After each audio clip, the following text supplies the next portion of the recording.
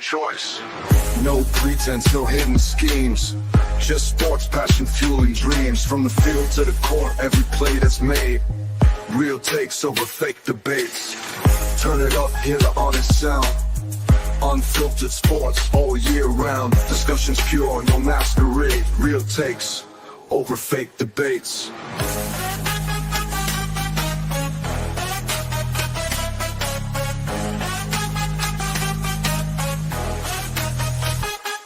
Turn it up. Over fake debates. Real takes over fake debates.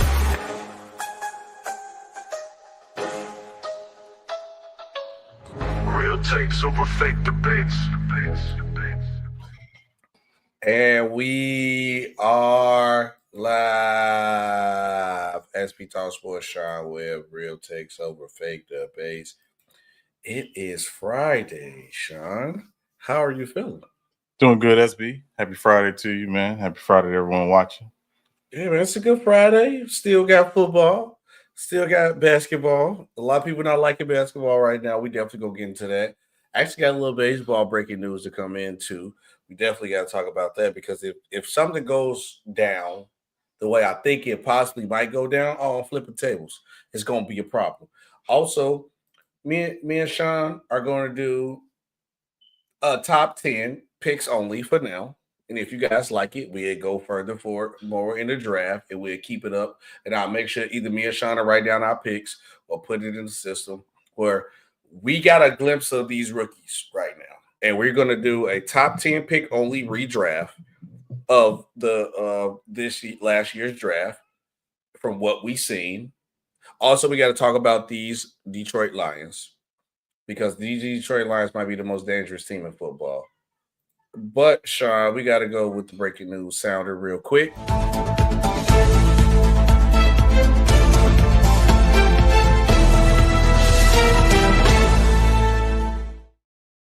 So, free agent superstar Juan Soto is to hold his final meeting this weekend.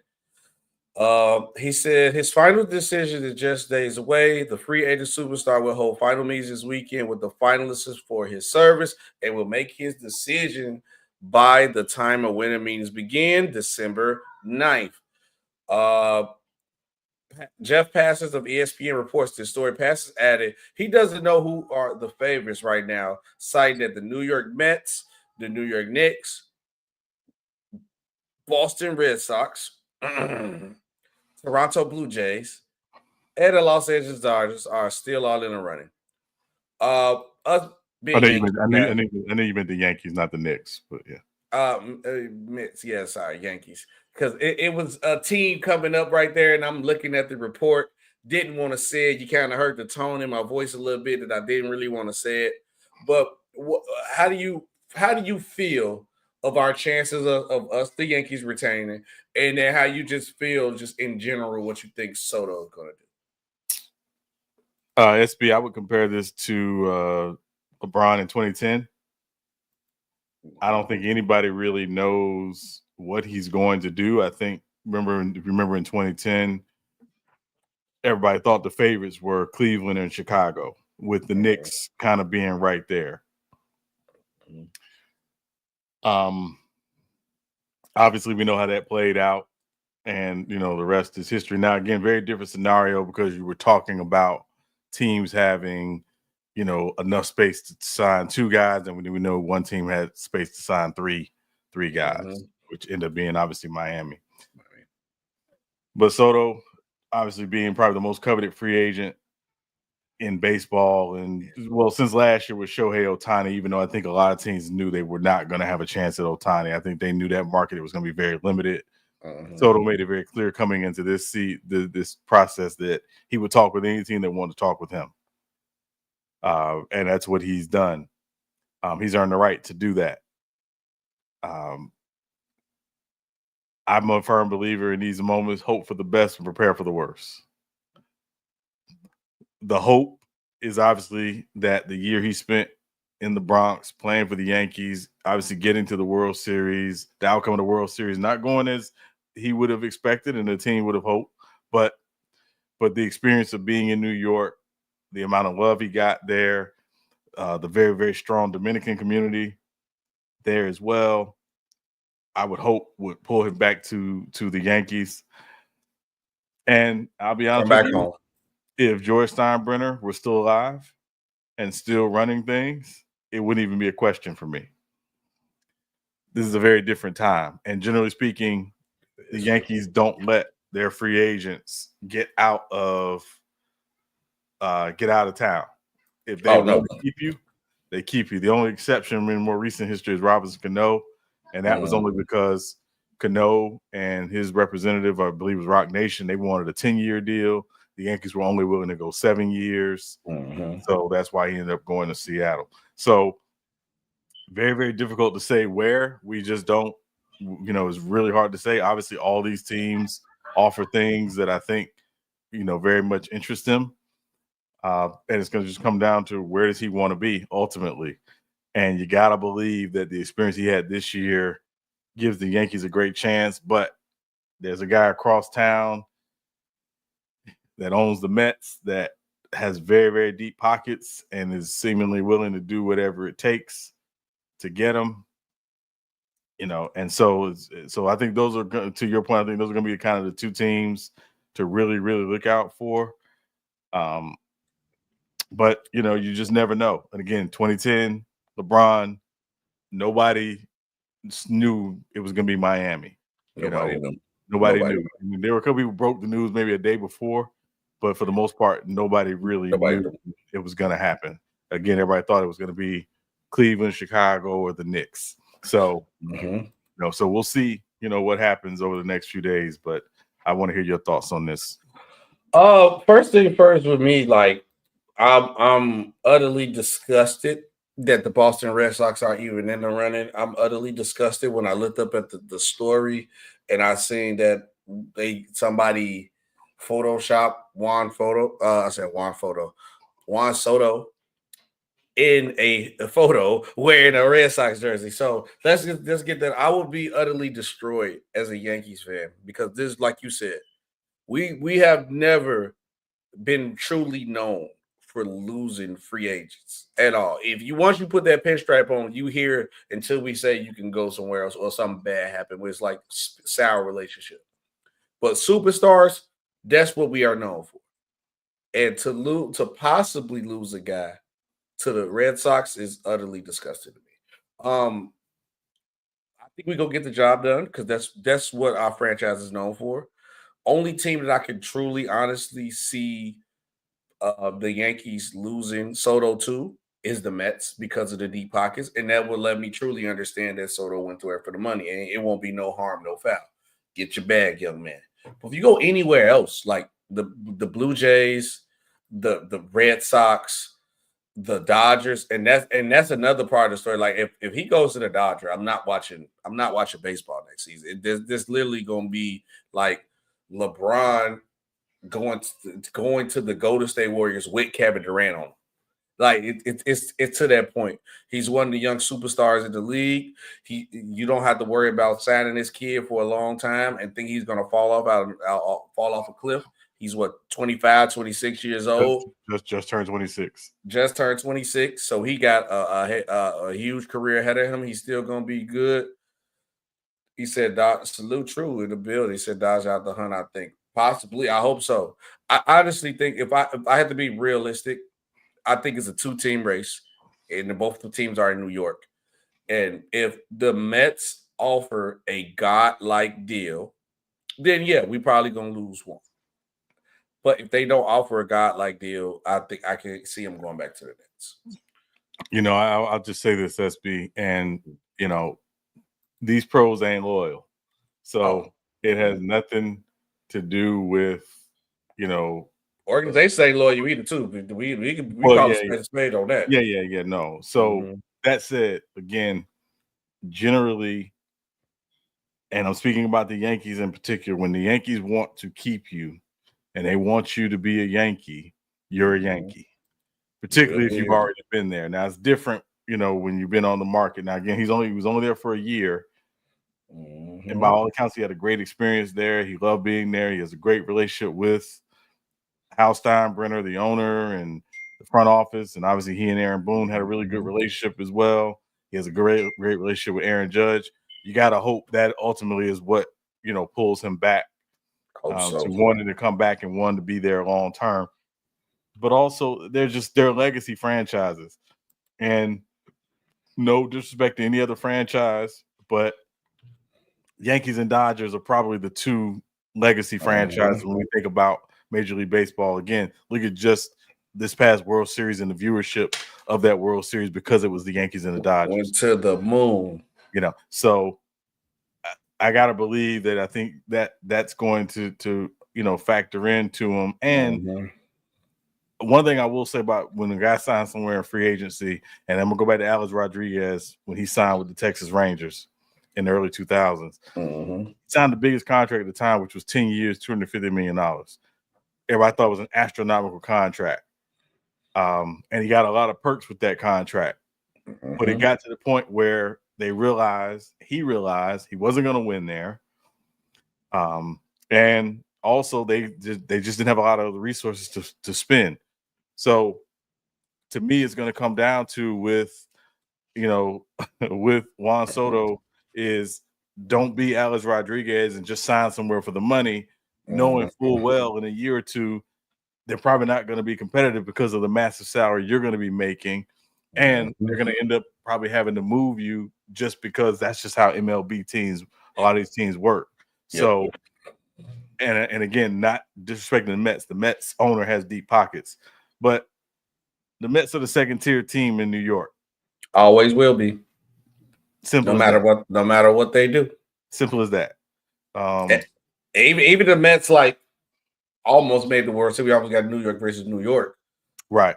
Which would have been crazy World Series because I think about no real travel time and you just there playing. Oh, it's truly the Subway Series. Like you just jump on the subway and you get from A to B. The Bronx. So so that's what it is. But again, I just think it comes down to what does Soto want? If you're a franchise, is it a 14-year deal? Is it a 15-year deal? I'm seeing it's 14 years. It's crazy. It's going to be over $600 million, and I believe it's probably going to push closer to $700 million. If I were a team and I was saying, hey, listen, we want Juan Soto, it's going to be probably 14 years, $700 million, and it's going to have options in the deal where he can opt out after 5 and 10 years, and it's going to have a lot of bonuses in it, which could push it up over $750 million. That would be my thing. My only opt out is the guy you sent me a video about, the one who got a holiday every year. That's my only opt out. Bobby Bonilla, yeah. Oh yeah. You gotta give me with the Bobby contract. I'm trying to extend this. I'm trying to extend this thing to 2060. Yeah. I'm trying to extend this thing 2060. But the opt outs would be, again, if he wants to go out again in 5 years and test free agency again, if he wants to, so that's when you build contracts that long. You generally aren't trying to lock a player in that long. I think Bryce Harper, he doesn't have any options in his contract, and he didn't want any. He wanted a long-term deal, which he got from the Phillies. But generally, when you build a contract that long, particularly a guy who's 26, you at least want to give them the option of, after 5 years, hey, if you want to test the market at 31, you can test the market at 31. So that's what I would think it would be. But obviously, that remains to be seen. I ain't turning down no money. Let me know, you guys, in the chat, and make sure you comment under the video when the video is over. Juan Soto will be playing for what team? I want y'all answers down below, and Sean, I'm gonna ask you this: Soto will be on what team? New York. Nah, you ain't getting no cop out. Which one? Now for what you hope for, what you think, honestly. So you know what, me, you both hope the Yankees, but my belief is going to be the Yankees. I just think that the last year was enough to say, hey, don't. The grass ain't greener.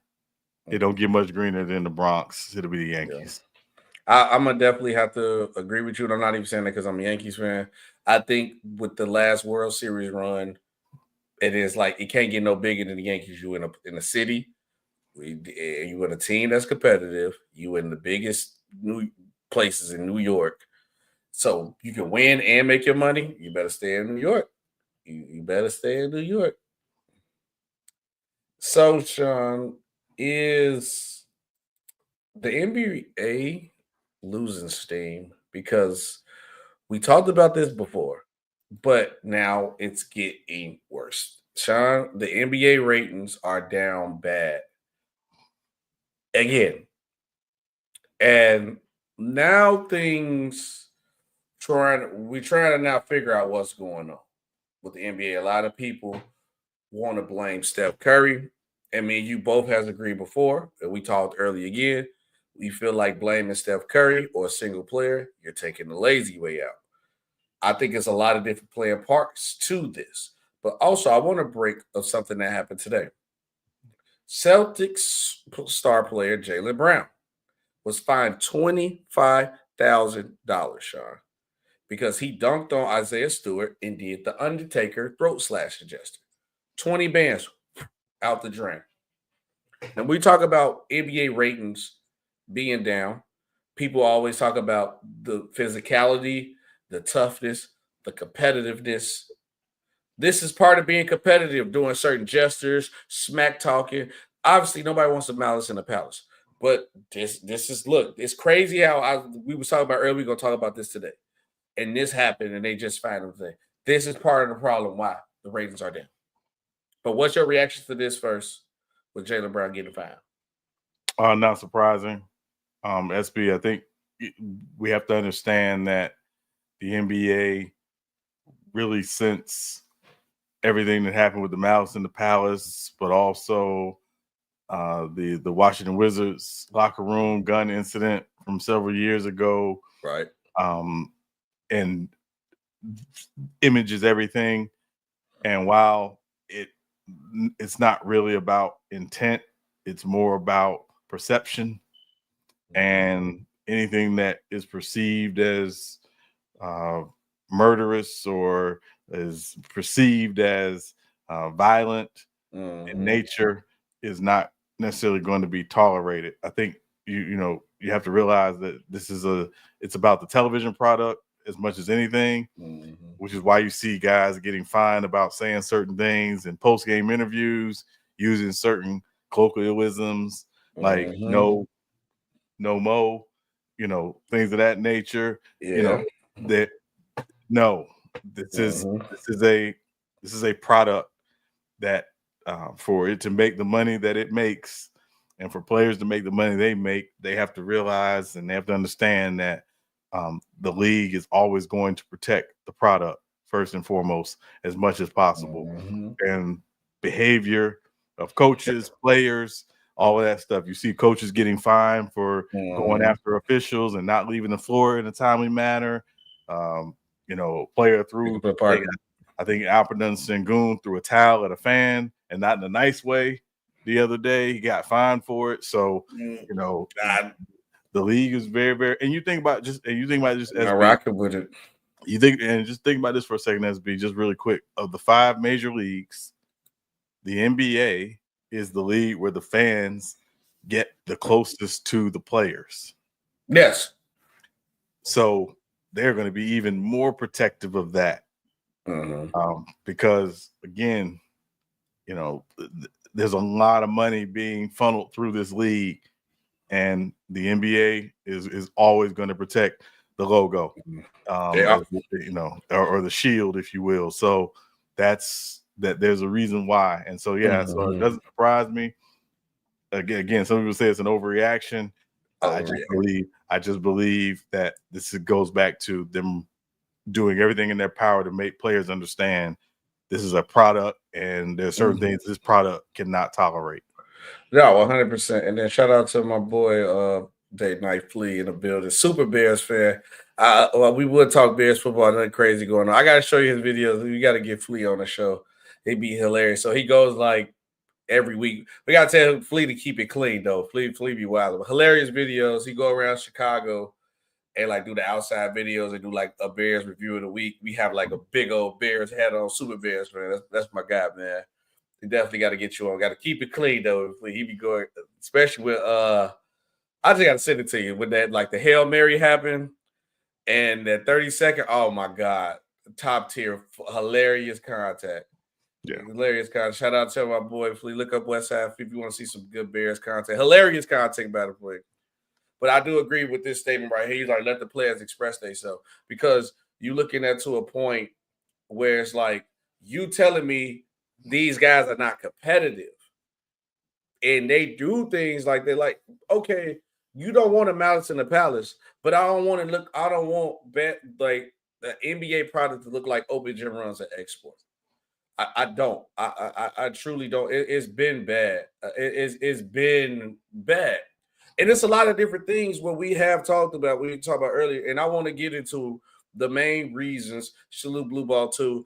Be Sean, you think because of Hall of Fame legends Shaq and Shawn Michael want to embrace the current and future superstars, and they hold the nostalgia? No. And that's it. I want to answer that real quick. We're going to get to it. We're going to break a little bit more of that down. No, it's not. It's not that they won't embrace the stars. The stars didn't. Any other league, any other time in the league that people wasn't embracing people before then. You think the 90s people embraced the 2000s people? No. Kobe and them came over, took over, did their job. You think Bird and Magic appreciated Jordan when they took over the 90s? No. Same thing back then. They always say my era was better. They've been saying that since the 70s. So that ain't the problem. It's just how they play basketball is terrible. The product is terrible, from the style of play, the competitiveness, the physicality. It is. Everybody play the same too. That's another thing. People act like you got to win at that one style of basketball, and that's not true. But me and Sean gonna break down both of our real reasons why we feel that the NBA ratings are down as bad as they is. I mean, one, obvious that football is still around, but that don't matter. Me and Sean both feel that if you blame one single player, that's lazy. You're not genuinely telling us what the product of the league is, because one player is not going to change the whole dynamic of why the ratings down. You're just being lazy saying Steph Curry because everybody shoot threes. Because if anything, if you're going to add Steph Curry, why are you not adding James Harden and Mike D'Antoni to that situation? Because their style of play literally said, don't shoot threes. Don't shoot mid-range twos at all. Don't shoot twos. Go for threes unless you're doing a layup or a dunk. That's literally how Mike D'Antoni's system was working. But for me, Sean, I'm gonna go.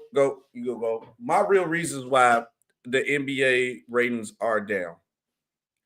Number one, and this is number one, the greediness of the league when it comes to money and streaming service. It's too hard to watch different games. So, like, I'm in Chicago. I can watch every Chicago Bulls game. But if you in Florida, no, you're in Georgia. I'm sorry, Georgia. I'm in Florida. You're Florida. You're in Florida, and you want to watch the Bulls. You either got to get league pass. But now, if it's a certain game where it's like either mainstream on a mainstream game, you can't get it on league pass because this is a mainstream game on TNT. But guess what? Sean might not have cable. So how's Sean gonna watch the game? It is, or they might do even with football or an Amazon game this week, and Amazon covered this game. So now if you don't got Amazon Prime, you can't watch this game. It is too many different services taking over certain different teams, so it's harder to get the product. That's one.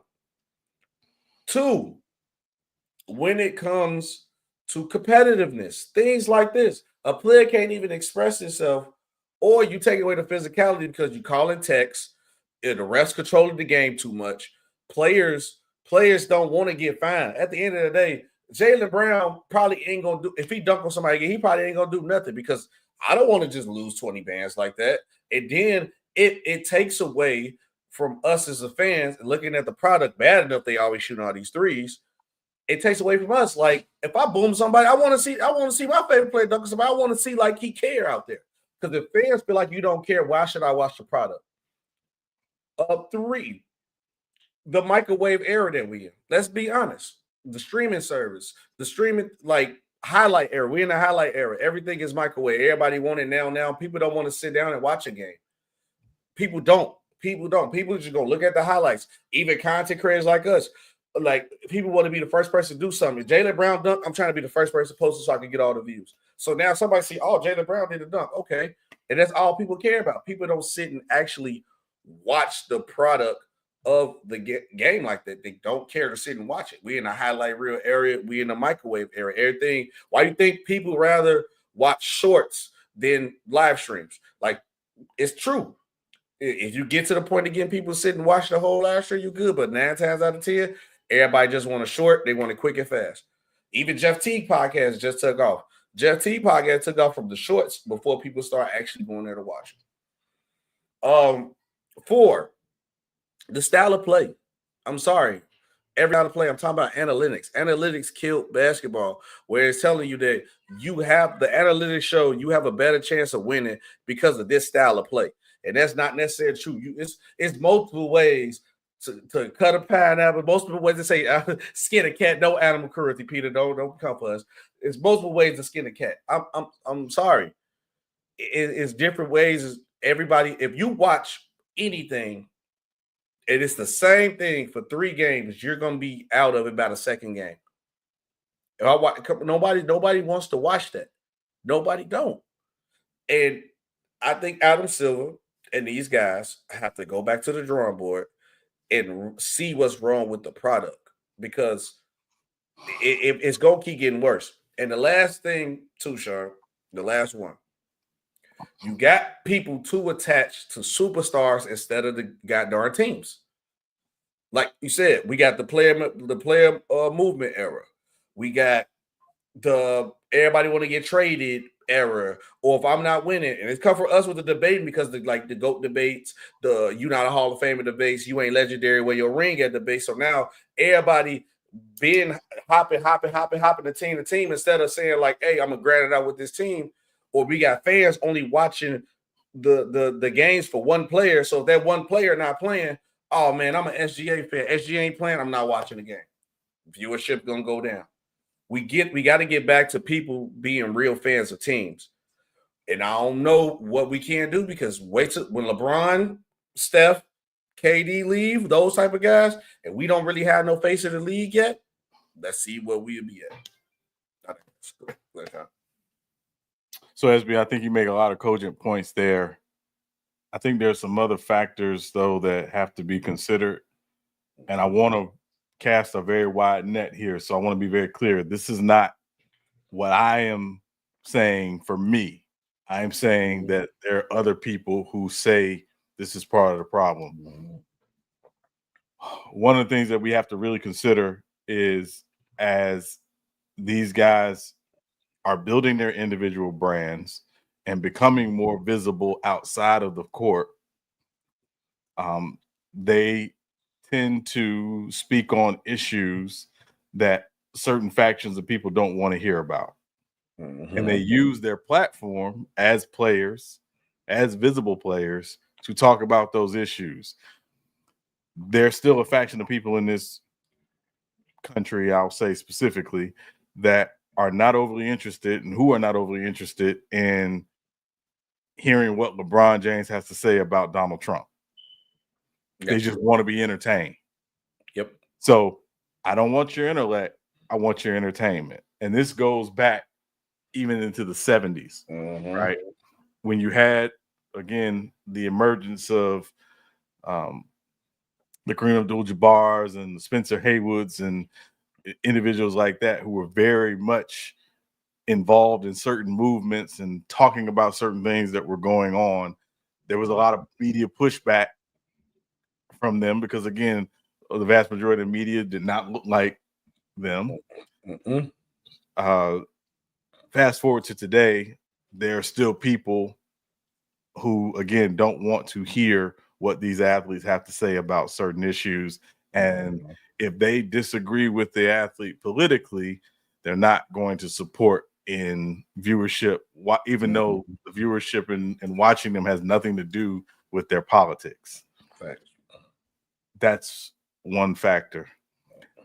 I think the other fact, some of the other factors that's being, you brought it up, player movement. While player movement is entertaining for sports talk, it's not always great for the longevity of building fandom for specific franchises. Right? It's not. There's nothing, and LeBron is kind of the poster child for that, right? Probably since 2010, LeBron's probably the poster child. There's a lot of LeBron fans who go and root for the team that LeBron is on. It's more LeBron fans than regular NBA fans, actually, which is crazy. I mean, he got more followers. He got more followers than the NBA on Instagram. Well, and I would say, when again, remember the NBA Instagram is for the entire league. It's not for the team specific. So again, to that point, I think there's more LeBron fans than Instagrams for each team, than fans of Instagram for each team. So that factors in. But what I always tell people is that means you're not a fan of that team. You're a fan of that player. But who will you root for when that player's done? So there's a specific generation, there's a certain generation that I think are looking for that next player to root for, knowing that someone like LeBron is near the end, rather than, and again, you're a Bulls fan. The Bulls could trot out Scooby-Doo and the crew and you still be a Bulls fan. I didn't say Scooby-Doo and the crew out there, trust me, and I'm still rocking with the team. Right. So I think you're more of an anomaly today than most, but you also have said there are guys you like around the league. There are guys I like around the league who don't play for the Miami Heat. My favorite players of all time, with the exception of one, never played for the Miami Heat. But I like them, but I never root for their teams. I just like those players, but I have my team. I would say you know who my favorite player is right now because Derrick Rose retired. And I hate that he played for this team. He just won champion. Jason Tatum. You know Jason Tatum, my favorite player. Right, yeah. So, again, but you still have your team. And if the Celtics are playing the Bulls, there's no question about who you're rooting for because the Bulls are your team. So I think that's the other thing too, is that player movement has really made it a little less plausible that a certain generation of fans are going to root for a specific player or root for a specific team versus a specific player, right? So that's one thing. Impact Basketball in Sarasota, welcome, man. Brings a very interesting point about appealing to the streaming companies. So where we've seen for a long time, it was about cable. It was, did you have cable? Did you have cable? Did you have cable? Did you have cable? Now it's what streaming services you have. So when Turner lost the NBA rights, one of the reasons why they lost the NBA rights was because they didn't have a streaming service that appealed to a wider audience. They started streaming games on Max through Bleacher Report over the last couple of years, trying to show that, hey, yes, we have that audience. The problem was they couldn't match Amazon because Max has about 100 million subscribers. Amazon, because it's Amazon, has 260 million subscribers. So hold on, Sean, 1 second. Remember, I was talking about the league pass that's playing about, and I didn't even like have league pass. My team in the Bulls. So, but this is the problem I'm talking about. He disappointed the Raiders. I figured this was the case, but I didn't bring it up because if I were 100% facts, I'm not gonna bring it up. So Impact said if you have league pass, you can't watch your own home team on the app. Right, you can't because of the blackout rule. So great example. So I don't live. You live in an NBA market. I don't live in it. The city I live in does not have an NBA team. There's an NBA team about 90 miles up the road, in the Orlando Magic. But I don't get Magic home games here. But if the Magic are playing on NBA TV, the game's blacked out for me, even though I don't live near the arena. It's blacked out. So I think that's a big part of it. And I want to be clear, when they were talking about the ratings being down, they were looking specifically at the national ratings. So the ESPNs and TNT. The ratings are really down on ESPN right now. They're about comparable for the years past where they are on Turner. So this is more about the national ratings and the national games as opposed to the local ratings. That's a whole different animal right there. So I think there's a lot of factors that we talked about. SB, you brought them up. Certainly, this is going to be a long conversation, but I also think it's very important to realize too, this time of year has always been tough for the NBA because it's competing with football. College football right now, and obviously NFL, right? So to me, you won't see NBA ratings even consider ticking up until maybe Christmas Day, which we know that used to largely be all NBA. Now you have NFL games on Christmas Day, even though Christmas is on a Wednesday this year. You got 2 NFL games on. They dirty for that still. I don't care. They dirty for that. Well, yeah, but that's because business is business. Business is business. Well, business is business, but that's because Adam Silver won't drop kick Roger Goodell in the throat. Because again, my thing has been, hey, listen, you could play NBA games on Thanksgiving. They don't. The NBA offers deference to the NFL on Thanksgiving because it's Thanksgiving is synonymous with football. For a very long time, Christmas and NBA were synonymous, and they were the one game in town, so you knew the ratings were going to be high. And the NFL has basically said, we don't give a crap, and we're going to put games on a non-football day because it's on a Wednesday this year.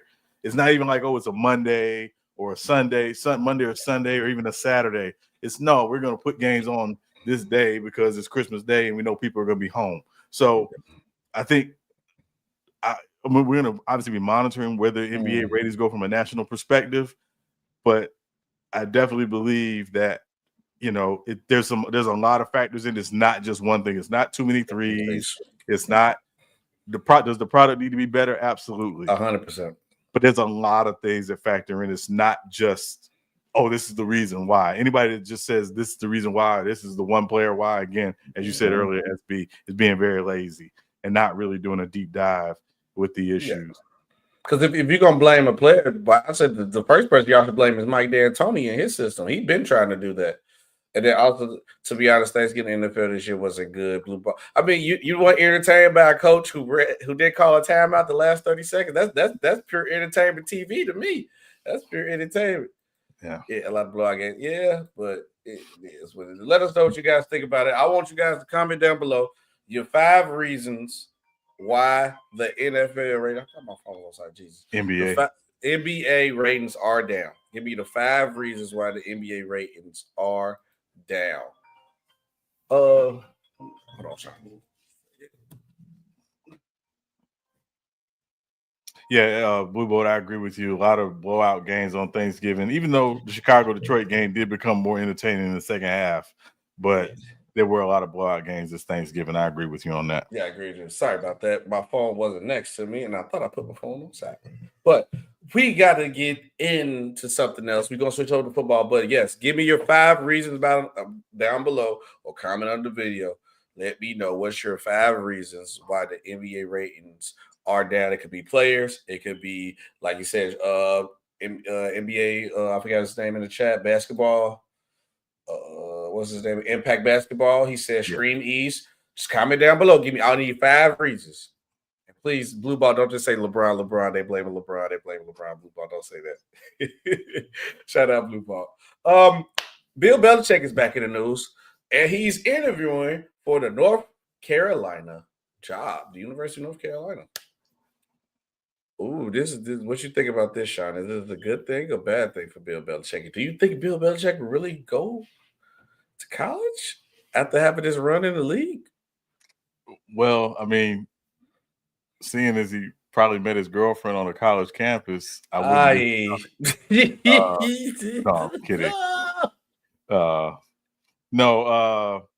No, I think I'll say this. Certainly, you can understand any coach of Bill Belichick's stature is any team that has an opening is going to want to talk to Bill Belichick. I will say. We done.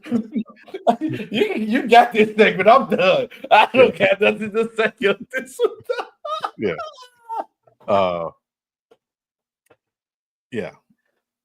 Yeah. Clearly they didn't. You devious, dog. You devious, dog. Yeah, they didn't meet at the VFW. I can tell you that. I'm just saying. No. Listen. It's when you look at where college football is trending, right, and when you just look at where college sports is trending, it is going to more of a pro model now with NIL, transfer portal, things of that nature. So the NFL free agency is just NIL and the transfer portal at the college level. So it would make sense if you're a college to consider bringing in an NFL coach. You got colleges now adding GMs to their program. So like Andrew Luck, for example, is now the Stanford football GM. So I think you're going to see more schools consider that. So it would make sense to be, to look at bringing in someone who's got NFL experience to run your program, be your head coach. But I don't think there's any chance that Bill Belichick is coaching the University of North Carolina next year.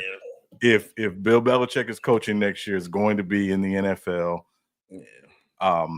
And a lot of it has to do with the fact that I'm not sure how well he would connect with the younger generation of players coming out of high school and even those at the college level. I don't doubt his ability to coach. I just don't know how well he would connect with that group. And even, there was some questions about how well he will connect with this generation of NFL players as the NFL gets younger, right? Because you can't coach using the fear tactics anymore of, you don't make a play, we're getting you out of here. That doesn't work today. So, and but I will also say, I think Bill Belichick has done a good job this year on television of showing more of his personality.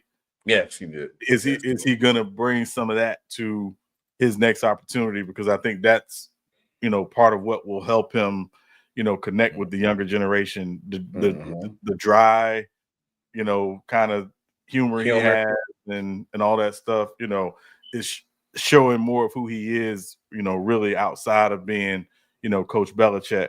And so, maybe that will factor in. But as far as University of North Carolina is concerned, SB, I see less than zero chance that he is the head coach at the University of North Carolina.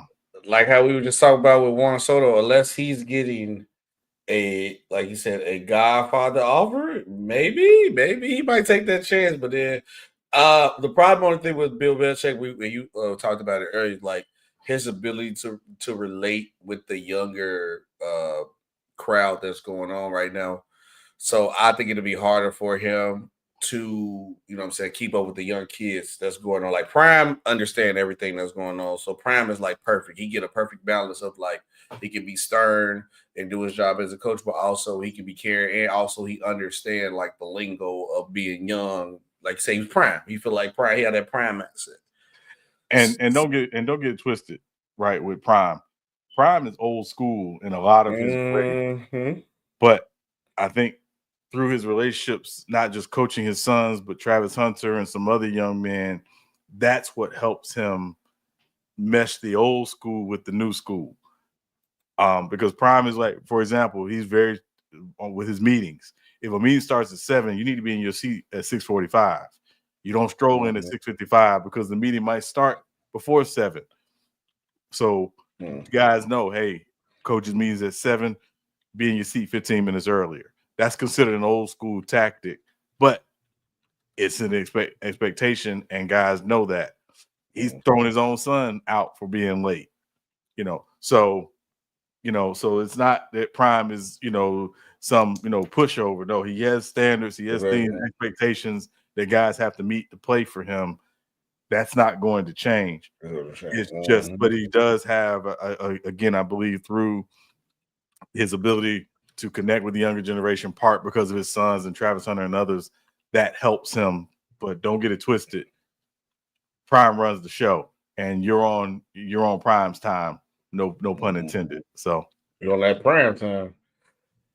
So, sometimes and when you got things going on, you flip the narrative, but when you come into a season, you have something good, you have something bad on you. But it was a lot of changes going on, and 4 NFL figures, Sean, flipped the narrative about themselves. Let's go with number 1 on the list. Number 1 in their division right now, which we could go look at our picks, and we both are very shocked. I believe we had them finishing last in their division. They're actually number 1.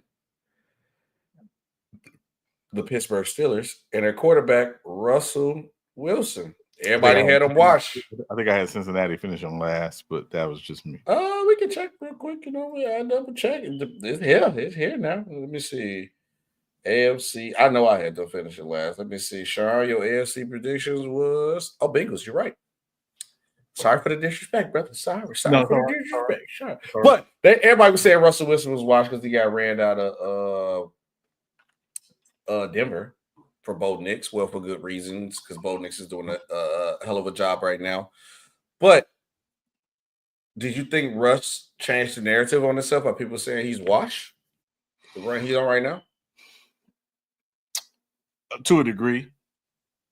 But I believe Pittsburgh is a unique situation in that it wasn't like he took over a bad team. Like Pittsburgh was in the playoffs last year. They just had a lot of unsteadiness at the quarterback position, and obviously we know Russ missed the first part of the season, and and I do believe that, again, you got to be really, really mindful of he didn't take over a terrible situation and has brought this great light. No, that's a good situation. They just needed some steadiness at the quarterback position, and he's been steady for him. Yeah. The narrative, I think, is going to come down to playoffs. Can he help them win a playoff game? Because that's the issue in Pittsburgh. They haven't won a playoff game in 7 years. Can he help them win a playoff game? But certainly he's played well. Can't take that away from him. But again, I don't think to me, it wasn't him taking over this terrible situation. I just think he and Sean Payton just weren't a good match in Denver. And he didn't look good that first year. He looked terrible that first year in Denver. And truth be told, the last couple of years in Seattle weren't great. No, it wasn't great. Only person that I give credit to on that is Bees, because Bees was one called it out about Russell Wilson. While everybody was hyping Russell Wilson, he called it from a mile away. He was right. And this year, I think what Russell Wilson needed, because Russell Wilson is a game manager quarterback, I think he have a game manager personality. And it's not nothing before anybody say what you talk about, Shaq, with this. Not no Sierra, nothing like that thing. It's just he don't seem like he has the personality where he could be like, I'm the man, I'm taking charge, this is what we doing. Or if we the thing when he was in Denver with the guy with the office, he clearly know that we can say Russ Wilson is better enough where and been in the league enough where he can make a call, especially with the team pay you back like that. He didn't call a timeout, make a play. No, he listened to the coach. Any guy who accomplished what he accomplished, hey, call a play, change the play, do things like that. He's just a battle book guy. And I think for him to strive and be great, he need a guy like Mike Tomlin where Russell Wilson just want to go out there, do his job, and go home. Russell Wilson can't give you no extra intangibles at all. At all. He's not even a good leader when it comes to like friendship wise. It's already been exposed with the Richard Sherman, Marshawn Lynch, and those boys saying that they had to hit up Russell Wilson assistants to talk to the guy on the team. And they ain't the same, they share the same locker room. So I just think Russ just has to be a little bit better with that. But we know that ain't gonna change. So you got to go get a guy like Mike Tomlin.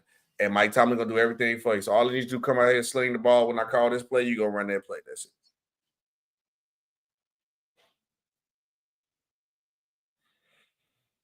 Now, next person on the list. He got set this year, and the narrative was still kicking. But Bryce Young, everybody's calling him a bust. Panthers need to draft another quarterback. How this second run look? They got their guy. Did he flip the bust narrative? I don't think the bust narrative should have ever existed there at all. I think people use that term way too loosely. Mm-hmm. I think Bryce Young certainly has looked a lot more comfortable after coming back. It looks like they've done a good job of meshing what he does well with what they want to do offensively. He's played really, really solid football. He looks like a guy who has more of the answers now than he did before when I watch him. So I never thought he should have had the bust narrative. I just thought it's just a jacked up situation, and he's kind of been the fall guy for a jacked up situation. Should have never had the bust narrative in the first place, in my mind. So they throw that bust around too fast, too, for me, honestly. It's stupid. It is. A bust, and again, for me, I don't define a bust as a guy who's young, who's still developing, because he's young, he's still developing. It's just a guy. Some guys take longer than others to develop, to come around. You know, and also I like to remind people, Bryce Young didn't draft himself. No, he did not. He definitely didn't want to. He definitely didn't want to be. If he had to pick, I don't think he would have went to Carolina.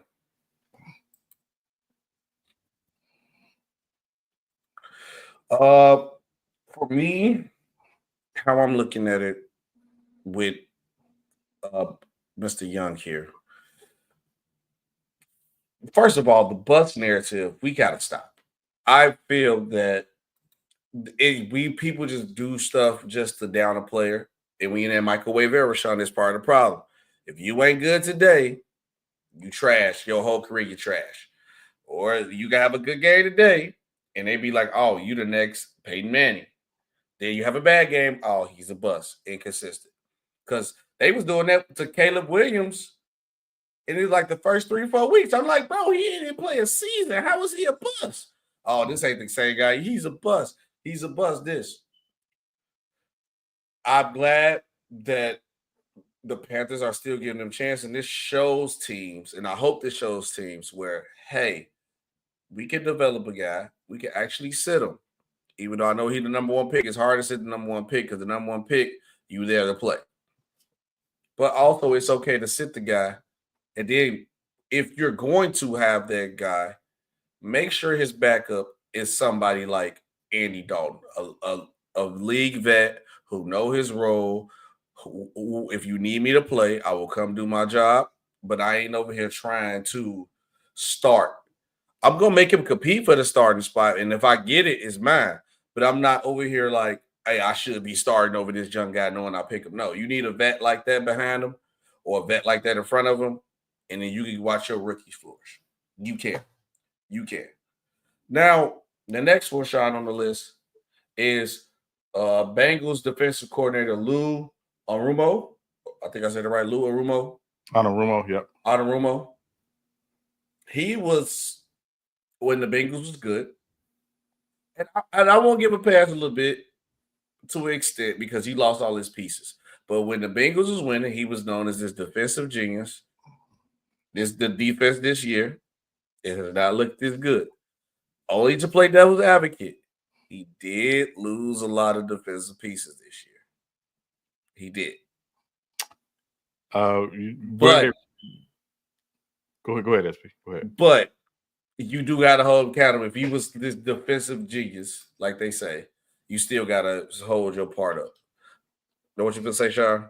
So I was going to ask, where did the Bengals rank in total defense last season? I'm going to tell you right now. Defensive rating 2020. I can tell you. Oh, what they rank? They were 31st in total defense last year. Okay. What they was this year? The only team worse was Washington. Okay. The whole genius thing, again, another term that's thrown out way too loosely. Is he a good defensive coach? Yes. Mm-hmm. But I mean, I saw even last week somebody had him as a head coaching candidate. I was like, why? Mm-hmm. So yeah, again, I think I don't know if he's gonna get fired. I don't know if they're gonna, I don't know what Zach Taylor's future is in Cincinnati, but I will say I just think that the genius thing was, again, when I watched their defense, I never saw genius. I saw a guy who made the most out of what he had, but I never saw genius. I didn't see like all these different things and schemes that they were running that were so unique and complex that were baffling teams. The reason why I think he gets credit is because they beat Patrick Mahomes in the AFC Championship game. Yeah, that gonna hold a long way when you do that, honestly, because you beat Patrick Mahomes. They living off that right now. Yeah, like the 08 Celtics. So, at the end of the day, But they didn't get the job done. They didn't get the job done. The last but not least is Kirk Cousins when he had the underrated label on him. Kirk Cousins actually wasn't underrated, huh? I never thought Kirk Cousins was underrated. I never thought Kirk Cousins was overrated. I thought Kirk Cousins was always a really solid quarterback. However, you know how to give that money. Yeah, who has probably the best agent in the NFL. Pay that man. So Kirk Cousins knows just enough to get paid and does just enough to get paid. But then I feel like he was underrated at one point. No, I think he's a guy, if you put him in the right situation, he can, make some things happen for you. But he's always been, to me, a B+ quarterback at best. So I never thought he was underrated on any level. I just thought he was a really solid quarterback. I have to agree with you on that too. I think he was just a solid quarterback, B+ quarterback with an A+ paycheck. And you look, man, sometimes you overpay for them used vehicles when that credit looking bad. But Kirk Cousins, I think he's been properly rated his whole career. I just think I think they try to give him like a little underrated, overrated, because when you don't expect him to do good, he do good, which has been the tale of Kirk Cousins' career. And then when the pressure's on him, he never shows up. That's they say the bright lights don't show up on Kirk. But then when they be like, oh, no, they just got Kirk Cousins, they'll be all right. They have a outstanding season like he was doing with the Vikings. That's all it is. That's all it really is. Some sad news is going on. Hall of Fame wide receiver, my number one receiver all time, Randy Moss, stepping away from ESPN to deal with some health issues. Fans were concerned when they was watching. I believe what's the show? This is what the NFL. What's the show that he be on? The NFL show. It's not NFL. It's not Inside the NFL. What's it called? It's the NFL Sunday Countdown. Ended Sunday Countdown. And fans noticed during the show his eyes were very yellow, super yellow. And that's definitely a lot of different signs of different health concerns that could be a problem. Randy Moss was dealing with this and he had announced it. So, and then he wore the shades the other time to block his eyes because he didn't want to be concerned about him. Now he's just going to step away and work on his health. My prayers to the great Randy Moss. I hope you get in the much tip-top health shape that you can get in, you got to stay here for your family, brother. Well, go ahead, Sean. No, I mean, I think SB, just to echo your sentiments, is super important. He mentioned in an Instagram post encouraging men, Black men in particular, to make sure you're getting health screenings and getting your blood work done, because whatever they've found, I guess, came as a result of just some routine testing. So, again, they're being very, very private about what it is. Don't want to speculate what it is, but they expect them to be away for a little while. So, it's serious enough that he has to take time or step away to, receive treatment for whatever's going on. But it starts with knowing and not being afraid to find out what's going on. And so I think that's the most important thing. So again, to echo your sentiments, SB, prayers to Randy Moss and his family. I don't watch Sunday Countdown because usually when Sunday Countdown's on, I'm in church. But I do see clips from it from time to time, and a lot of the better clips is when Randy is talking. Right. So, generally speaking, I don't. It's not a show I watch. I'm the Fox. I watch Fox NFL Sunday. That's my favorite show. But I will say NFL pregame show. But I will say Randy Moss is one of the better commentators and with a country accent too. Yeah. But he's good though. But he's good, and he is entertaining, but he's also very real, and he's also going to come from a very real place. And so, prayers to Randy Moss, and as he and his family, manage this time. Sir, now we got to get into the football. We talked about Randy Moss. Let's get into this Lions real quick before we get into our 2024 redraft. Sean, I think the Lions are the most dangerous team in football. And I say this from the point of like that offense. Man, even with their defense being hurt as it is, how impactful this offense is, that they can put up points any which way you want it, and they can control the possession, control the time on the clock with those two running backs that they got. And Jared Goff is a very poised quarterback where he comes in, do his job, and get up out of there. The Lions are the most dangerous team in football. Obviously, last game, they clinched their playoff berth spot by beating the Packers 34-31 with a game-winning field goal. And it was down. It was 4th inches with up a minute. And, Mr. Campbell got the kahunas where he went for it on 4th to run more time down on the clock or actually go for the touchdown. It was a controversial play, but it almost could have went bad when Jared Goff slipped. His knee did hit the ground. And for everybody who don't know the rules of the NFL comparing to the college, y'all complaining on online, you're down by contact, not by your knee in the NFL. This ain't college. It's simple math. So everybody saying that y'all got cheated. Y'all didn't get cheated, Packers fan, because there's mainly y'all complaining. He wasn't down. Hand the ball off, Montgomery get the first, and the rest is history. But am I overreacting about this Lions team calling it the most dangerous team in football? I mean, I think dangerous is relative. I think they've had some very fortunate things happen for them the last few weeks. But ultimately it comes down to, did you find a way to win the game? And they have found a way to win, obviously now 11 in a row. Yes. Which is I think their longest winning streak in franchise history. So I wouldn't be shocked. Shout out to them. Last night and the last few weeks is proof sometimes it's better to be lucky than good. And again, it's bad when the name Eberflus is now being used as a verb for messing up a game late in the game. They literally, the Bears got Eberflused in that game.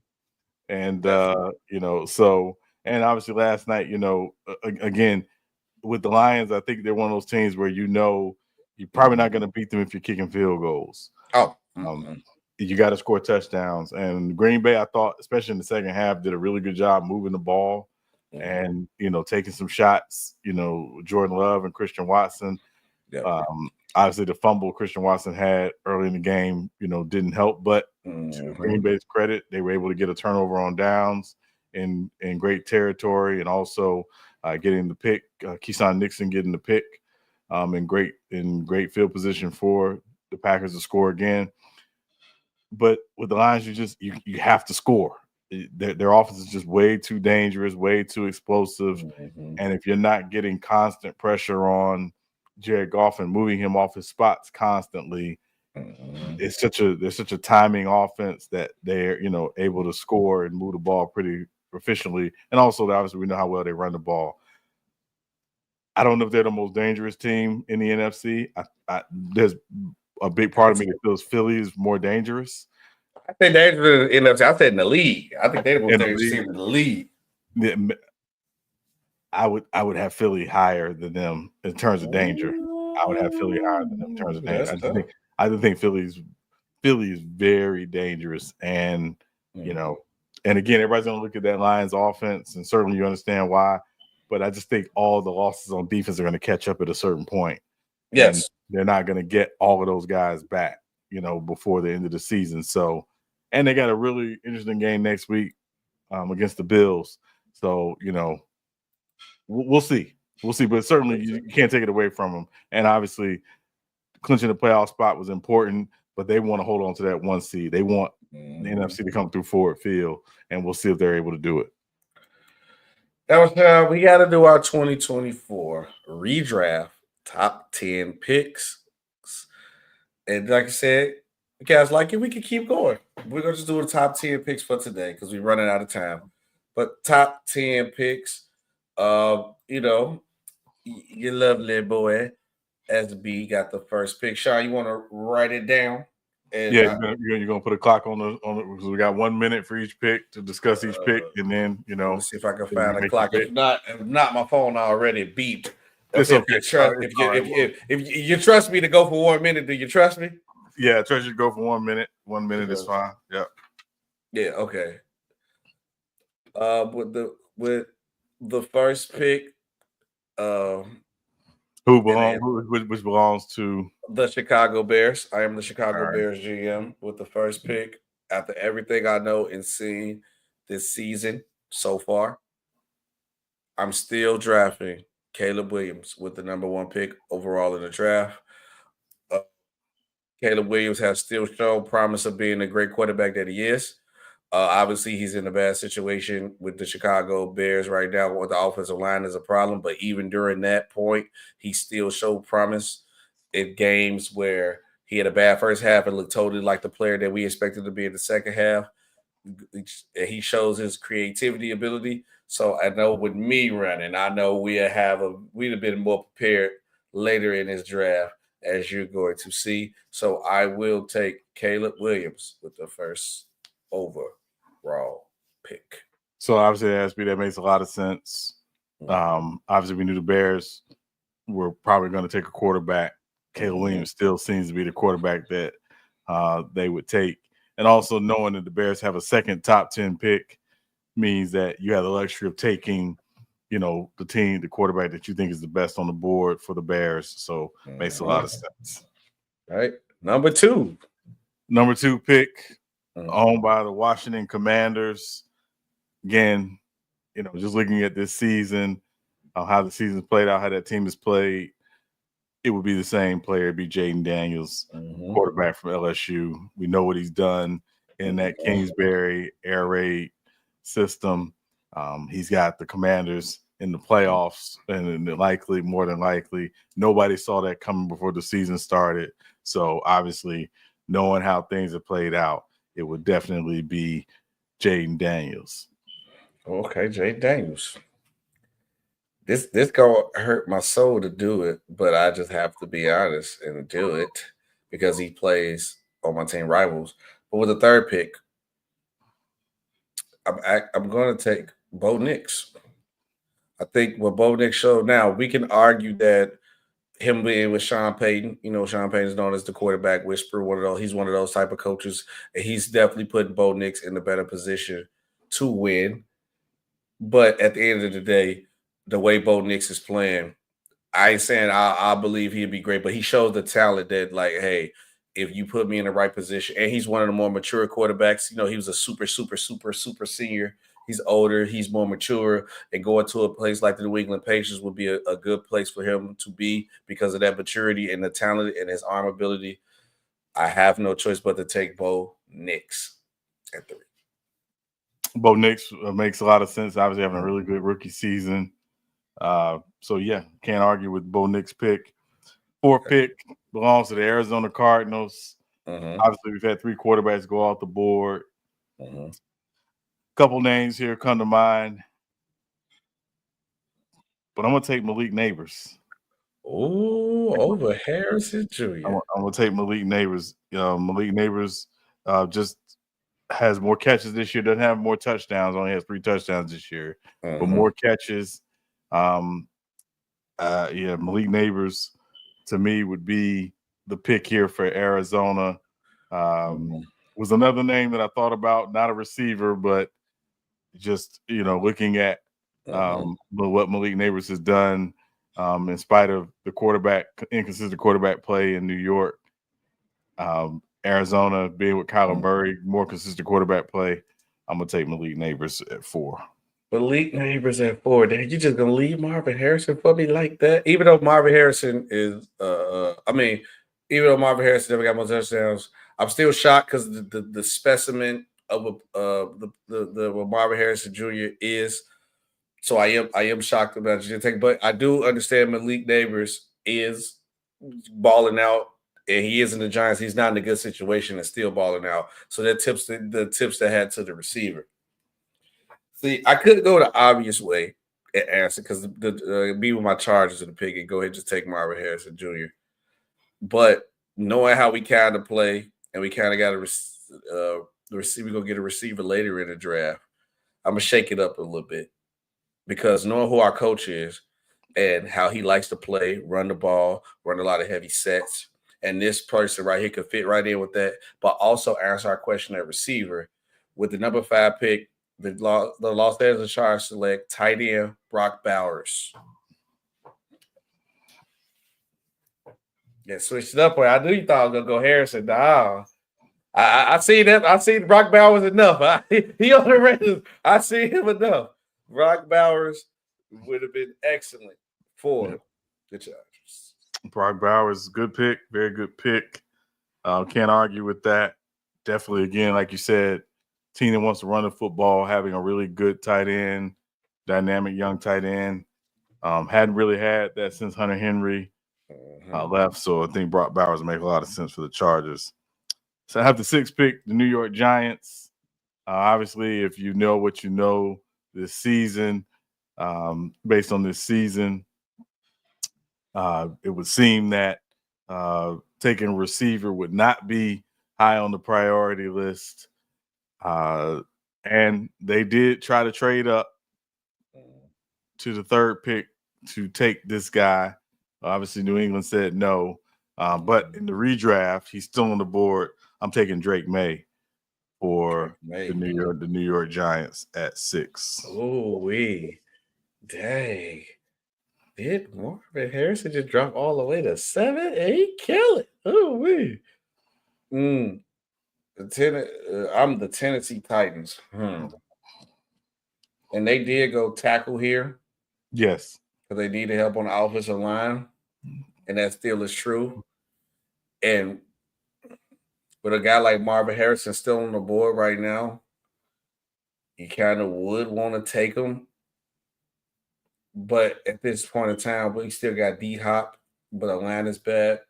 So I'm going to go tackle Joe Alt with the Titans. Good pick. That would be the pick I would take as well. Good choice for the Tennessee Titans. At 8 is the Atlanta Falcons. I have the pick for the Atlanta Falcons. We know what they ultimately did in this draft, but they did sign Kirk Cousins. They have Bijan Robinson.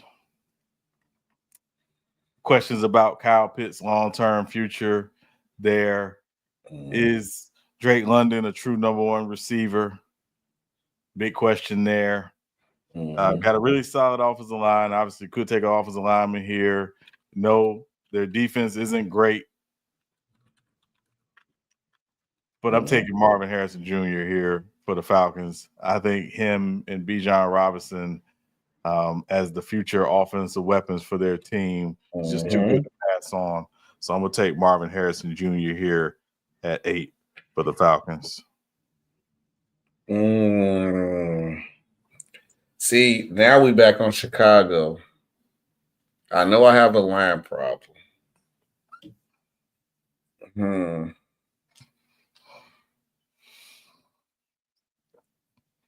But another, I have to go line. And I was stuck with this point because I knew, but if I left Joe out, I think I was trying to hope to sneak Joe down here. So if I'm the Bears, I'm on the clock right now. I have to go offensive lineman. Definitely not. I'm probably gonna go who the Titans pick. I probably go J.C. Latham. I have to go him. J.C. Latham at tackle. Okay. Yeah, I have to go him. Can't argue that. Bears offensive line issues. Want to protect Caleb Williams long term. Makes sense. Number 10, Minnesota Vikings. Minnesota Vikings had this pick. Obviously, they traded up with the Jets to get this pick.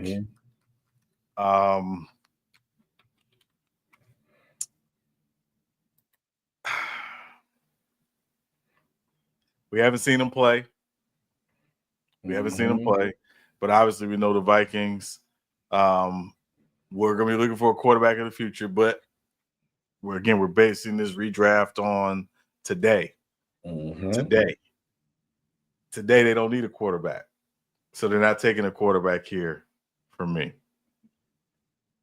I'm going to take the defensive rookie of the year for the Vikings at corner, Quinyon Mitchell. Oh, you dirty dog. You dirty dog. I like that pick. I like that pick. That was a sneaker. That was I like that pick. That was a good pick. That was a good pick. I like that pick. I like that one. Only thing that's shocking is that Marvin Harrison dropping. It's not that like Marvin Harrison Jr. is bad because he's still an elite receiver. He's going to be a great receiver. But for me, I just went off for what I seen with the Chargers for somebody to be like, why you just take Marvin Harrison at 5? Brock Barrows is going to fit what we do and go get the job done. Right. Yeah, but I like so just redo our redraft. What's our redraft again, Sean? So with the first pick, Chicago took Caleb Williams, SB. Second pick, Washington, Jaden Daniels. Third pick, New England. You had the third pick. You took Bo Nix. Fourth pick, Arizona. I took Malik Neighbors. Fifth pick, Chargers. Your LA Chargers. You took Brock Bowers, tight end. Sixth pick, the New York Giants. I took Drake May, quarterback from North Carolina. Seventh pick, Tennessee. You took Joe Alt, tackle from Notre Dame. The eighth pick, the Atlanta Falcons. I took Marvin Harrison Jr., wide receiver. Ninth pick, Chicago. You took J.C. Latham, the tackle from Alabama. And with the 10th pick, Minnesota, I took Quinyon Mitchell, cornerback from Toledo. I think that's a little bit. I think that's kind of accurate. I'm not gonna lie, Sean. I think it's accurate. It's time for your favorite segment of the show. What is it? SB and Sean NFL Picks of the Week. SB and Sean NFL Picks of the Week. Sean, how many key games we got this week? We have 3 key games this week, SB. 3 key games this week. Okay. So, first game. What's the record again? Hold on. What's the record? It's 6-6-1. 6-6-1. We're in week 14. Okay, so we got a few weeks left in the regular season. See how this plays out. But right now it's 6-6-1. We got to lock in. So, first game. Jacksonville Jaguars at the Tennessee Titans. Ooh. I don't think Trevor Lawrence playing. No, he's Trevor Lawrence on IR, so he's probably done for the season. I'm going Mr. Mayo and the Titans defense to get it done. Yeah, I'm taking the Titans as well. I think it's going to be probably one of the ugliest games of the year. But I will not be watching. No, I will not be watching either. But I'm going to take the Titans at home by 5. It's by 5. They look like they went by 5 too. This type of game. Yeah, It could be 8-3. You know, it's a possibility. It's a very ugly game. But I expect Mac Jones to play pretty well for the Jaguars. I will say that. So, next game, New York Jets at the Miami Dolphins. New York Jets at the Miami Dolphins. Dolphins are at home. They're a different team when they're at home. The Jets have been in shambles since everything transpired. I'm going to definitely take the Dolphins. They still not as powerful as they is or explosive as they has been on offense, but I definitely see them getting it done today. Yeah, I'm taking the Dolphins as well. I just think, like you said, at home, Miami's a different team. Jets are a mess right now. MESS, mess. So I'm going to take Miami at home by 7. Okay. What's next? Next game, New Orleans Saints at the New York Giants. Malik Neighbors is questionable to play with a hip flexor. Giants at home. And I know you ain't gonna pick against your Saints. But I'm not betting on the Giants at all. I'm actually taking your Saints. I'm not falling for the bait trap because I end up losing the week because of that. Nope, I'm taking the Saints. I think the Saints will get it done. The Giants is already eliminated from playoff contention. They're not playing. They're on it. They and the Raiders are tanking for Shador and Cam Ward. So I do not expect them to try to get it up. So I'm taking the Saints. Obviously, I don't pick against the Saints. Give me the Saints by 6 in New York. You sure about that? Yeah. I've never picked. I don't pick against the Saints. I may not pick them to win, but I don't pick against them. Okay. So yeah. So yeah. All right. Next game. Carolina Panthers at the Philadelphia Eagles. Carolina has been playing much better. And Carolina is one of the teams who pretty much is done for the season, but they are playing to still win because they're trying to prepare themselves for the future of this team. If the Eagles shake this team lightly, they will end up losing this game. But I doubt Philly does that. Philly is at home. I feel like Philly will be secure, get the job done. So I'm going to take Philly too to get the job. But this game will be a little bit more competitive than people think. Yeah, I agree with you. Carolina's playing really, really solid. The record doesn't necessarily show that, but it's not always about the record. Sometimes it's just about the product on the field. Carolina struggles. They do not stop the run. And this is a Saquon Barkley day. Saquon Barkley could have 200 yards in 3 quarters, and it wouldn't shock me. So 2 touchdowns inbound. Put that in your parlay. Yeah, so I'm going to take the Eagles by 9. Eagles also get Devontae Smith back this week as well, so makes them more dangerous offensively. I know they want to get the passing game going, but again, you got to attack Carolina's weakness, and to me, that weakness is they just don't stop the run very well. So I'm taking the Eagles by 9 on Sunday. I see that. Next game, Cleveland Browns at the Pittsburgh Steelers. Cleveland beat Pittsburgh 2 weeks ago on Thursday Night Football in Cleveland. Oh, yeah, Pittsburgh. Okay, oh, yeah, I know you're going to go with your boy Famous Jameson. This one I'm finna get you right here, Sean. I'm taking the Steelers to get the revenge game. This game will definitely be closer than a lot of people think because as obviously Jameis shows you that he can make this offense look very explosive. I think the Steelers defense is going to make Jameis work. They're going to try to make him make the mistakes.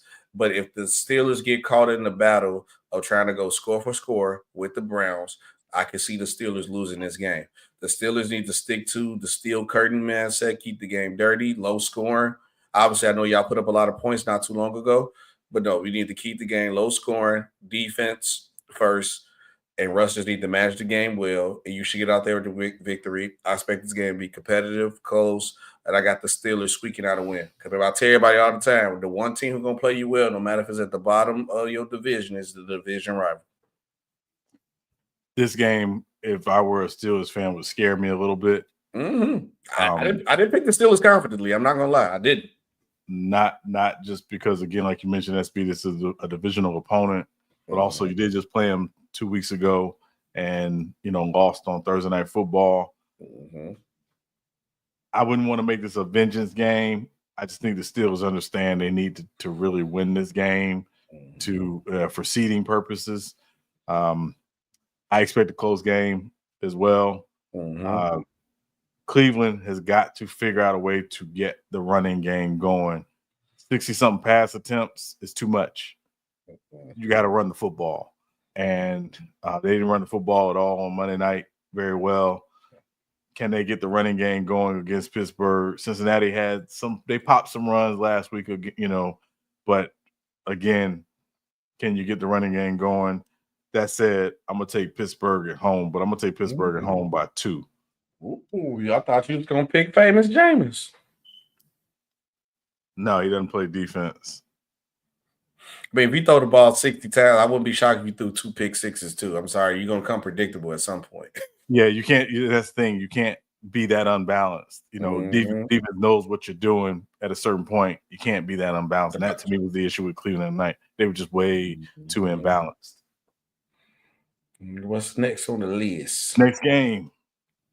Las Vegas Raiders at the Tampa Bay Buccaneers. It's always F the Raiders. I ain't got to explain. I'm picking the Buccaneers. We ain't got to talk. It's always F the Raiders. I might show up. I'm going to still be mad at it. I might show up a little more love when they get Shador, but it's still going to be F the Raiders still too. Yeah, this is, again, Vegas, they're going to play tough. I just don't know if they'll score enough. Oh, they ain't going to try to, Sean. They ain't trying to win another game. They trying to get the number 1 pick. Yeah. So, yeah, but I'm going to take the Bucs at home in this one by 10. But I do expect Brock Bowers to have a big game. Tampa Bay does not cover the tight end well at all. So I expect Brock Bowers to have probably a 9-catch, 110-yard game this Sunday. Plus, he's really good. Yes. Next game. This was almost a key game, but I decided not to make it a key game this week. Buffalo Bills at the LA Rams. It's only a key game because it is in LA, and LA is one of those teams that'll shock you and beat you. But I'm gonna stick with the Bills. I think the Bills are rolling right now. I think the Bills are doing a good job, and obviously they're fighting hard to get that number 1 seed from the Kansas City Chiefs. The Kansas City Chiefs can't afford to lose another game, and the Bills also can't afford to lose another game too, because then it'll be like out of our grease. But they do have the tiebreaker if they was to tie for the number 1 seed, because they just beat the Kansas City Chiefs. So I'm gonna take the Bills as they chase for the number 1 seed. I think the Bills get it done.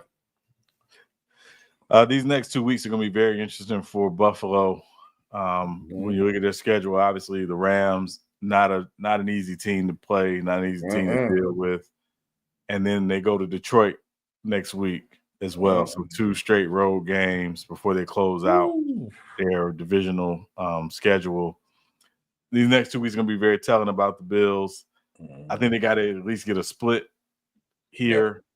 This is the game where I think you like their chances better versus going to Detroit. So I'm with you. I'm going to take Buffalo in this one as well on the road. But it's going to be a close one. I think it's going to be a close one. I'm going to take the Bills by 3. Okay. Next game, another late afternoon game. Chicago Bears at the San Francisco 49ers. Thomas Brown taking over as the interim head coach for the Bears. Oh, it had to be in San Fran territory. It's tough. Selfish of me right now with this pick. Going against anything I think of right now. Because the Bears have been throwing me off. But see a black man get his first opportunity, I want him to get the dub. So I'm taking the Bears. I want him to get the dub. Yep. Beat you to it. Beat you to it. Beat you to it. My brother got to get him a dub, brother. No, I think the Bears. I'm taking the Bears in this one again in a close one. I'm gonna take the Bears by 2 in this one as well. I think San Francisco just way too beat up, way too many injuries. Down to now their 3rd string running back, Garendo, will get the lion's share of the carries as well this week. So I just think the Bears just a little healthier, coming off a little bit of a mini bye after playing on Thanksgiving. I'm gonna take the Bears on the road by 2. You can't win this one. I don't know what type of progress y'all gonna have. You can't win this one. Yeah. And then the last game before we get to our key games of the week, Monday Night Football. Cincinnati Bengals at the Dallas Cowboys. This is a trap game because I truly don't know what I'm going to get from either of these defenses. Well, the Bengals team is bad.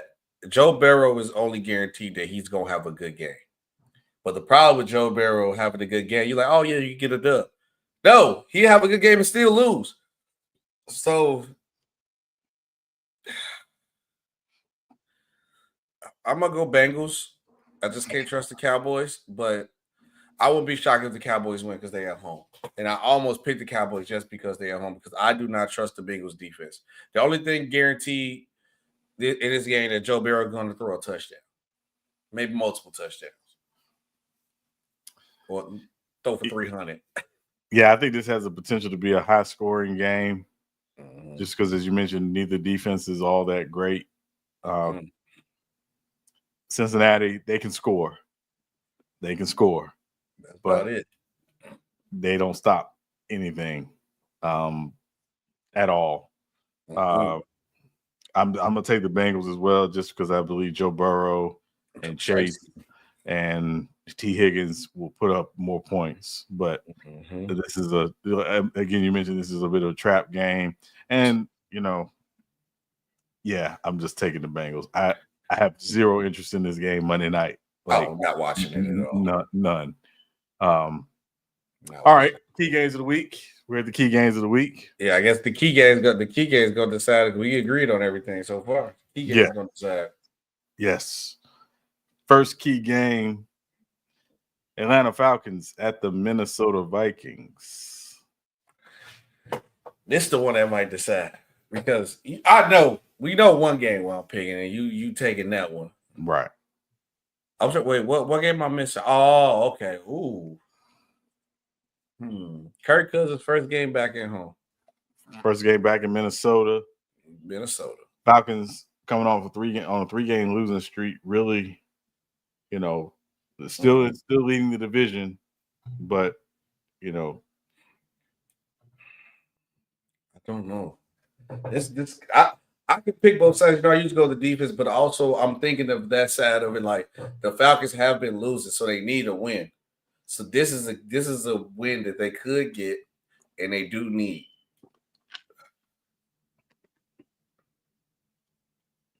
I don't know. I truly don't know. Who you leaning towards? I don't know. I'm stuck. This is my upset pick of the week. I'm taking the Falcons. Taking the Falcons. I was debating on taking the Falcons. I'm like, bro, they lost 3 in a row. They gonna lock in and get this dub. And I don't expect Kirk Cousins to play 2 bad games in a row like that. He was really bad last week. He's as much as he comfortable. He's gonna be comfortable playing in Minnesota too. I go Vikings just to get us something different, but I truly don't know that because that's the hard deciding factor for me. Whereas like the Vikings defense, I think they do a good job, but also the amount of desperation and urgency the Falcons are going to be on because they lost 3 games in a row. They need this win. This is not even just like a game that can go back. They need this win. This is a must win. This is a must win game. This is a must win game. And again, Tampa wins, they lose. Tampa will take the divisional lead. Which Tampa will win. Yeah, Tampa should win. But yeah, I just think this is a desperation game for the Falcons, and you're going to see them play that way. So I'm taking the Falcons on the road. Next key game, divisional game. Again, the NFC West is coming down, going to come down to, I think, the last week or two. Seattle Seahawks at the Arizona Cardinals. Seahawks just played 2 weeks ago against the Cardinals, beat them in a tough one, 16-6. But this one is in Arizona, of course. Yeah, they just played a couple weeks ago. Like I said, I do tip my hat to the NFL for putting these NFL games, division games at the end of the season, and they be back-to-back like that. So it'd be like, oh, yeah, so you're going to be a little irritated playing them again. But the same problem I have with the Seahawks and with the Cardinals team, too, is like you don't know what team you're going to get. So this is another catch-22. I might be leaning towards the Seahawks. I might be. I think the Seahawks beat them. Would you like the Seahawks or you go Cardinals? I might pick because this one I'm 50-50 too. I just pick the opposite of what you picking. Just to add some suspense, so we gonna have more than because it's not just gonna be the Chargers versus the Chiefs. The game, one game gonna decide it all. We gotta have more than one game to decide it.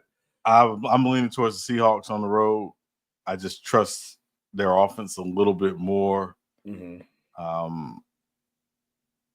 So I'm leaning towards the Seahawks on the road, but I think it's gonna be a close game. A close game. I'll take the Cardinals. I'll take the Cardinals. Just for the suspense of it. All right, yeah. So I'm gonna take the Seahawks on the road by 2.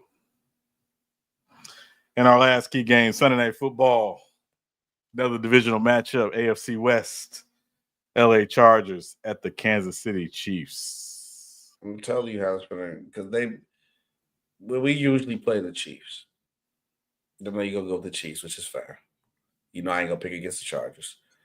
The Chiefs always beat us at home, and we always come to Arrowhead and smack them. So be prepared to see a very close game, a dirty game, and the Chargers come out with the dub. And possibly Justin Herbert outperform Patrick Mahomes. Calling it like I see it, going big Chargers. Sorry about that. I'm disrespectful. I just jinxed us. But big Chargers for sure. Get the dub, and we getting up out of there. Lad McConkey limited this week in practice. Questions about how effective he'll be on Sunday. I know Chiefs have been getting by, skin of their teeth. Obviously, Chargers coming off a big road win in Atlanta last week. Mm-hmm. I'm back on the road this week, of course. That defense serious. Oh, the defense is very serious. Again, for me, I'm just not going to pick against the Chiefs at home in prime time. I'm not going to pick against the Chiefs at home, so I'm taking the Chiefs by 6. Okay, take the Chiefs by. It's going to be like a 3-point or something game. All right, Sean, we got our picks of the weekend. Episode 24. Who do you got? Episode 24. This was easy for me. It's the greatest baseball player of all time. Say hey, kid, Willie Mays. Willie Mays. Ooh, I like that. You already know where I'm gonna go with it. I gotta show respect to RIP the Black Mamba, Kobe Bean Bryant. Shout out Kobe. Then we got shout out the Copester. I gotta go Kobe. And then I also want to shout out, where did he go? I see him on the list. I see the picture, but Marshawn Lynch too. Shout out Beast Mode. So we talking about Seahawks and all that. Shout out Beast Mode.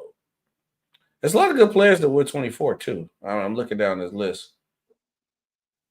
Oh, Darrell Reeves were 24. A lot of good players were 24. Absolutely.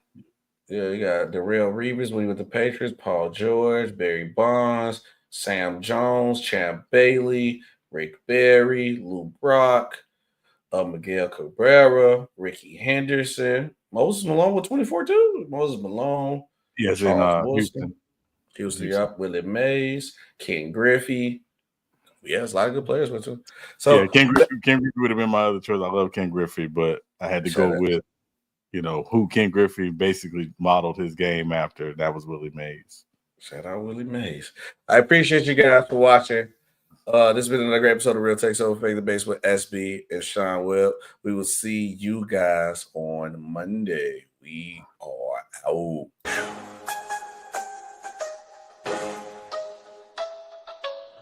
Real takes over fake the